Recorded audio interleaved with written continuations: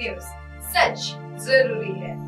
पहिल्या प्रथम मी या समितीला सगळेच माझे शिवसैनिक पण आहेत, सगळे शिवभक्त, त्यांना मनापासून धन्यवाद देतो की आपल्या दैवताच्या पुतळ्याचं अनावरण करायला तुम्ही मला योग्य मानलं, माझ्या हस्ते अनावरण केलं आणि त्याच्यासाठी मला बोलवलं, याबद्दल मी आपला ऋणी आहे। तुम्हाला सगळ्यांना धन्यवाद देतो।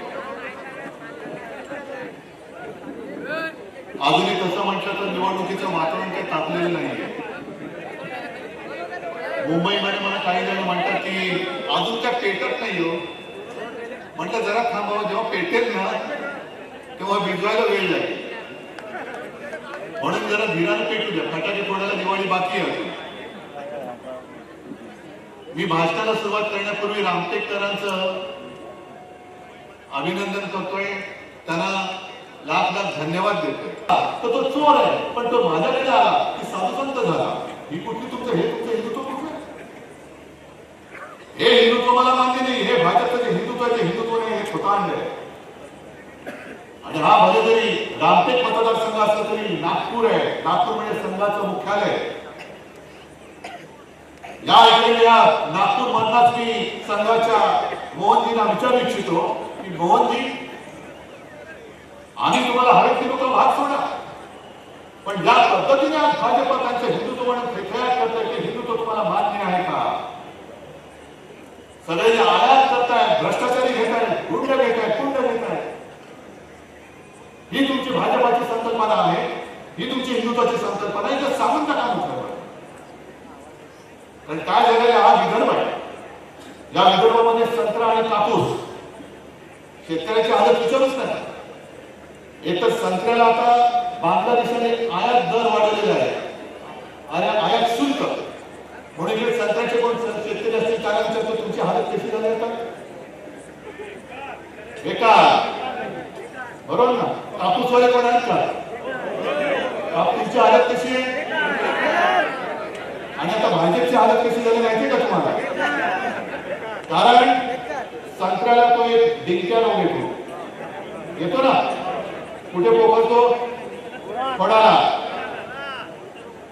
तसा भाजपला आता एक दाढीवाला डिंक्या रोग झालाय। टीव्हीवरून सांगणार असतील, हे गरीबास तरी माझी जनता त्याला घरी बसते। हा लढा पवार साहेबांचा नाहीये, नुसता काँग्रेसचा नाहीये, हा लढा आपल्या सगळ्यांचा आहे। एक क्षणभर असा विचार करा की शिवाजी महाराजांना तुमच्या गावामध्ये उतरले आणि ते त्यांच्याकडे बघतायत की अरे तुम्ही काय करताय, माझं नुसतं पुतळा उभारताय? जी शिकवण जे तेज मी तुमच्या भंगांकडे टाकलेले आहे त्या तेजाला तुम्ही जाता आहात। महाराष्ट्रावरती तेव्हा जे संकट आलं होतं, संपूर्ण देशावरती संकट आलं होतं, तेव्हा हे तेज जर जन्माला आलं नसतं तर मोदी आणि शाह जन्माला आले असते की नाही मला माहिती नाही। आज ते जन्माला आले याचं कारण छत्रपती शिवाजी महाराजांनी ते जे संकट होतं, सिद्धांत संकट होतं, ते एकट्या महाराष्ट्रातल्या या दैवतांनी रोखलं, म्हणून आज हे दिल्ली बघू शकताय। आणि आज दिल्ली आम्हाला डोळे उघडून दाखवते। ही माझ्या महाराष्ट्राची करा एवढी कमकुवत जनता वाटते की काय? जनता कमकुवत नाही। आणि मी आज सांगतो या तुमच्या सगळ्यांच्या साक्षीने किंवा तुमच्या वतीने सांगतोय, जर पटत असेल तर हो सांगा, हात वर करून नसेल तर नाही सांगा की आज मी त्या दिल्लीवाल्यांना सांगतो, मोदी आणि शाह सांगतो की तुमची भीक आम्हाला नको आहे, आम्हाला आमच्या हक्काचं पाहिजे। आणि स्वाभिमानी आहोत, आम्ही शेतकरी आहोत, आम्ही कामगार आहोत, आम्ही शिवरायाचे मावळे आहोत। आमच्या मनगटामध्ये जोर आहे, आम्ही त्यांचा हक्काचा दाम आम्ही मागतोय। तुमची फुकटची जी गद्दारांची कमाई आम्हाला नको आहे, त्याच्यातलं एक पैसा सुद्धा माझ्या घरामध्ये येणार नाही। हे सगळं तुम्ही जर हात वर करून सांगाल। आणि जो कोणी उमेदवार सुनील तुम्ही सांगितलंय, खासदार साहेब तुम्ही पण बोललात की रामटेकची जागा आम्ही सोडली, तुम्ही निवडून आणले।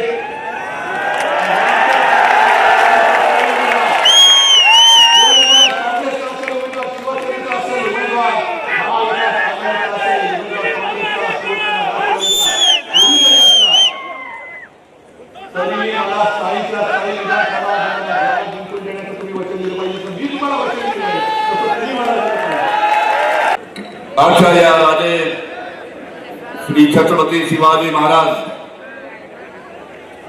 यांच्या या अश्वरूढ पुतळ्याच्या उद्घाटनाच्या कार्यक्रमाला उपस्थित आदरणीय उद्धवजी ठाकरे साहेब, माननीय खासदार माननीय संजयजी राऊत, आमचे सहकारी माननीय भास्कररावजी जाधव, माननीय खासदार श्यामकुमारजी बर्वे, आमचे दुसरे सहकारी या भागाचे लोकप्रिय आमदार माननीय सुनीलजी केदार, रमेशजी बन, मिलिंदजी नार्वेकर, मुक्ताताई कोकटे, प्रकाशजी जाधव, कुंदाताई राऊत, उत्तमजी कापसे, घनश्यामजी मक्कासुरे, हर्षदजी काकडे, रश्मीताई बर्वे, सुरेशजी भोयर, चंद्रपालजी चोक्षे, विजयजी गोरमाडे, प्रमोदजी मानमुळे, बाकी उपस्थित सर्व मोठ्या संख्येने असलेले सर्व शिवसैनिक, शिवसेना, काँग्रेस आणि राष्ट्रवादी काँग्रेसचे आणि मित्र पक्षाचे सर्व सहकारी आणि उपस्थित सर्व बंधू आणि भगिनी, आज अतिशय आनंदाची गोष्ट आहे की 12-13 वर्षानंतर या आपल्या कळमेश्वर गावामध्ये आपल्या सर्वांची प्रतीक्षा होती की राजे छत्रपती शिवाजी महाराजांचा पुतळा या ठिकाणी झाला पाहिजे. आणि आज अतिशय आनंदाचे दिवस आहे की याचं उद्घाटन आज माननीय उद्धवजी ठाकरे यांच्या हस्ते होत आहे. ही आपल्यासाठी अतिशय आनंदाची गोष्ट आहे. काय दोष होता संजय राऊत साहेबांचा? फक्त संजय राऊत आमच्यावर भारतीय जनता पार्टीवर टीका करतात का? लावा त्यांच्या मागे ईडीसीबी त्यांना आतमध्ये टाकलं. देवेंद्र फडणवीस, मैं बताना चाहता हूं कि मैं 14 महीने में आर्थर रोड जेल में था. 14 महीने में आर्थर रोड जेल में था. 14 महीने में आर्थर रोड जेल का भत्ता खा के आया हूं. भत्ता समझते ना? अनिल देशमुख 14 महीने आर्थर रोड का भत्ता खा के आया. कोई महकलाल नहीं भारतीय जनता पार्टी में जो हमें यहाँ महाराष्ट्र में फिर से आने से रोक सकता है. आपल्याला या गोष्टी मग लक्षात ठेवायला पाहिजे. मग बंधू आणि भगिनीला जास्त वेळ घेणार नाही. आमच्या पक्षामध्ये आम्ही तुला मंत्री करू. मी त्यावेळेस सांगितलं होतं देवेंद्र फडणवीस, मी असे कोणावरही खोटे आरोप करणार नाही. तुम्हाला जे काही करायचं ते कारवाई माझ्यावर करा. ईडी लावा, सीबीआय लावा, तुरुंगात टाका. ज्या दिवशी मी उद्धवजी ठाकरे, आदित्य ठाकरे आणि आमच्या लोकशाहीच्या महाविकास आघाडीच्या काही नेत्यावर आरोप करण्यासाठी त्यांना नकार दिला, त्याच्या दुसऱ्या दिवशी माझ्या घरावर सीबीआयची पहिली रेड पडली. पण मी यांना घाबरलो नाही. त्यांना सांगितलं तुमच्या धमक्यांना मी घाबरणार नाही. अनिल देशमुख जिंदगी में जेल में रहेगा लेकिन किसी के ऊपर झूठा आरोप नहीं करेगा. आणि म्हणून मला 14 महिने त्यांना जेलमध्ये जावं लागला. पण हायकोर्ट आणि सुप्रीम कोर्ट जशी चालीवाल्यांच्या कोर्टाने न्याय दिला, आता हायकोर्ट आणि सुप्रीम कोर्टाच्या वरती कोणतं कोर्ट आहे का? पण अशा पद्धतीनं हे ईडी आणि सीबीआयच्या माध्यमातून धमकवण्याचं काम करताना भारतीय जनता पार्टी करते आहे. ही सुद्धा गोष्ट आपण सर्वांनी लक्षात ठेवावी अशी आपल्या सर्वांना विनंती करतो. आणि या ठिकाणी इतक्या मोठ्या संख्येने आपण या ठिकाणी उपस्थित झालात. एक अतिशय चांगला कार्यक्रम या ठिकाणी शिवसेनेतर्फे आयोजित केला. त्याबद्दल शिवसेनेच्या, काँग्रेस आणि राष्ट्रवादीच्या सर्व सहकार्यांचे मी मनपूर्वक आभार मानतो. आपल्या सर्वांना या ठिकाणी अतिशय मनापासून धन्यवाद देतो आणि माझी 2 शब्द संपतो. धन्यवाद. नमस्कार, मैं हूं Abhishek Bachchan. Keep watching MNS news.